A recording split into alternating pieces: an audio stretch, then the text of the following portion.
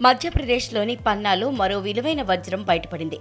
స్వామి దీన్పాల్ అనే కూలీ మరో ముగ్గురితో కలిసి సర్కోహా గ్రామంలో ఓ గన్నిని లీజుకు తీసుకున్నారు. అక్కడ స్వామి దీన్కు గురువారం 32.80 క్యారెట్ల వజ్రం దొరికింది. ఈ భారీ వజ్రం విలువ 1.5 కోట్ల వరకు ఉంటుందని అధికారులు అంచనా వేశారు. దీంతో స్వామి దీన్పాల్ రాత్రికి రాత్రే లక్షాధికారిగా మారిపోయాడు. స్వామి దీన్పాల్ ఈ వజ్రాన్ని డైమండ్ ఆఫీస్లో డిపాజిట్ చేశాడు. భారీ వజ్రం లభించడం పట్ల కూలీ స్వామి దీన్పాల్ సంతోషం వ్యక్తం చేశాడు. నలుగురు భాగస్వాములు డైమండ్ వేలంలో వచ్చిన డబ్బుల్ని సమానంగా పంచుకుంటామని చెప్పాడు. ఈ వజ్రం ద్వారా వచ్చిన డబ్బుతో పిల్లలకు ఇళ్లు కట్టిస్తామని ఆ నలుగురు చెప్పుకొచ్చారు.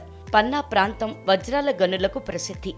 అనేక మంది ఆ ప్రాంతంలో భూమిని లీజుకు తీసుకుని ప్రభుత్వ అనుమతితో వజ్రాల కోసం తవ్వకాలు జరుపుతుంటారు. గనుల్లో దొరికిన వజ్రాల్ని డైమండ్ ఆఫీసులో డిపాజిట్ చేసి అధికారుల సమక్షంలో వేలం వేయిస్తారు.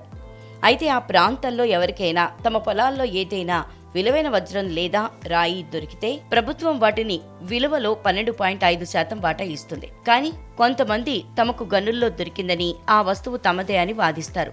ఒకవేళ ఈ విషయం కోర్టుకు వెళ్తే తీర్పు గని యజమానికి అనుకూలంగానే వస్తుంది. ఒకవేళ డైమండ్ దొరికిన విషయాన్ని ప్రభుత్వానికి తెలియచేయకుండా దాచితే వారిపై చర్యలు తీసుకుంటామని పోలీసులు చెప్పారు.